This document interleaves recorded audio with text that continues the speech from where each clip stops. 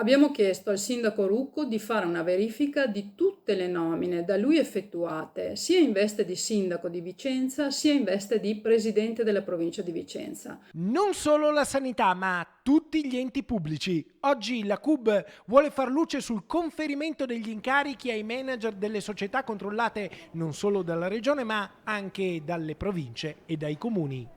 Stiamo parlando di nomine in enti di governo, in enti controllati dal Comune di Vicenza e quindi dalla pubblica amministrazione.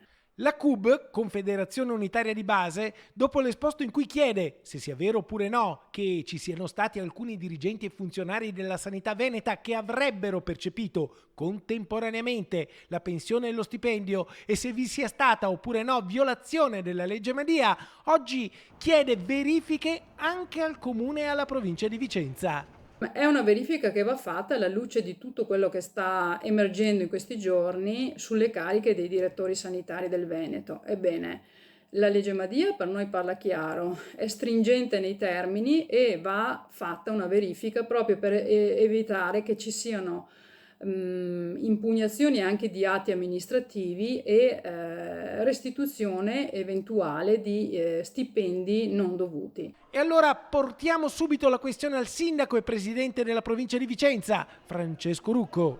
Credo che sia normale e doveroso fare una verifica interna alle amministrazioni e interloquire poi con le altre amministrazioni come la Regione per capire se sta facendo una verifica appunto sulle nomine.